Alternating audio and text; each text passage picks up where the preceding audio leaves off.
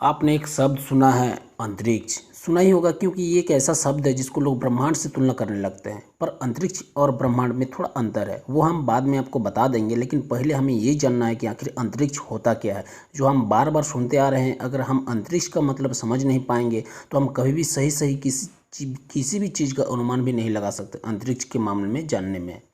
तो चलिए बिना समय गंवाए पहले ये जानते हैं कि आखिर अंतरिक्ष क्या होता है, यानी कि स्पेस।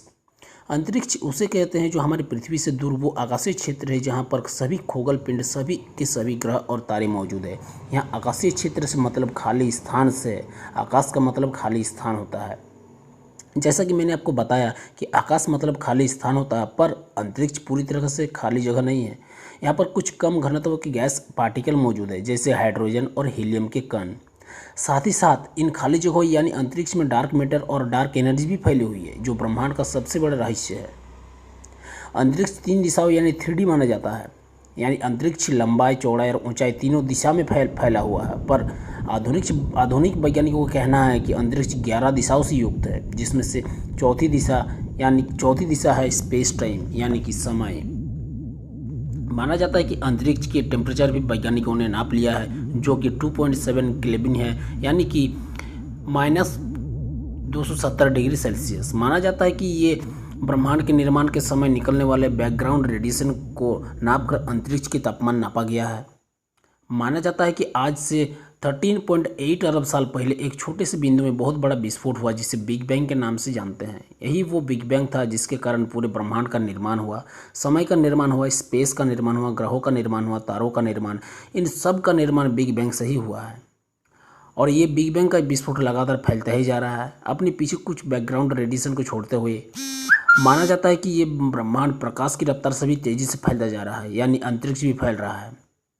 माना जाता है कि बिग बैंग के विस्फोट के बाद ब्रह्मांड लगभग 3,80,000 साल बाद ठंडा होना शुरू हो गया था, और उसी के बाद से ही इलेक्ट्रॉन और प्रोटॉन जब इतने ठंडे हो गए तो आपस में फ्यूज होने के योग्य भी हो गए हैं। अब जब इलेक्ट्रॉन और प्रोटॉन का फ्यूज होना भी शुरू कर दिया, तब वो हाइड्रोजन एटम का निर्माण भी शुरू हो गया, और यहीं से अंतरिक्ष के निर्माण की कहानी भी शुरू होती है। यहाँ आपको ये ध्यान देना है कि अंतरिक्ष और ब्रह्मांड में अंतर है। ब्रह्मांड वो तत्व है जो अंतरिक्ष को भी धारण किए हुए हैं, यानी ब्रह्मांड में सब कुछ आता है, और अंतरिक्ष हमारे पृथ्वी के वायुमंडल से लगभग 100 किलोमीटर की ऊंचाई पर शुरू होता है। पृथ्वी की 100 किलोमीटर की ऊंचाई वाले लाइन को कर्मन लाइन कहा जाता है, और यहीं से अंतरिक्ष की शुरुआत होती है। हम मानव का शरीर पृथ्वी की गुरुत्वाकर्षण के साथ जीवित रहने के लिए बना है। अगर हमारे ऊपर पृथ्वी का गुरुत्वाकर्षण बल यानी ग्रेविटी ना लगे तो हम वेटलेस महसूस करेंगे, जो कि हमारे शरीर के लिए अच्छा नहीं, बिल्कुल भी नहीं, क्योंकि हम उस तरह के एनवायरनमेंट के रहने के लिए बने ही नहीं हैं। लेकिन जैसे कि एक मनुष्य अंतरिक्ष में जाता है, उसके ऊपर थोड़ा सा भी ग्रेविटी बल नहीं लगता है, जिसके कारण होता ये है कि बहुत ज़्यादा समय तक, लगभग 1-2 महीने तक या कुछ ही दिनों में अंतरिक्ष में वेटलेस के साथ रहना मनुष्य के शरीर के मसल एट्रोफी यानी मांसपेशियों का घटना शुरू हो जाएगा। धीरे धीरे मनुष्य की हड्डी भी कमज़ोर हो जाना शुरू हो जाता है, जिसकी वजह से व्यक्ति में रेड ब्लड सेल का बनना कम हो जाता है, और व्यक्ति के अंदर कार्डियोवैस्कुलर डिजीज यानी कि दिल की बीमारी होना भी शुरू हो जाता है। बस इतना काफ़ी है किसी को मौत की घाट उतारने के लिए। इसलिए अंतरिक्ष मनुष्य के रहने लायक एनवायरनमेंट नहीं है।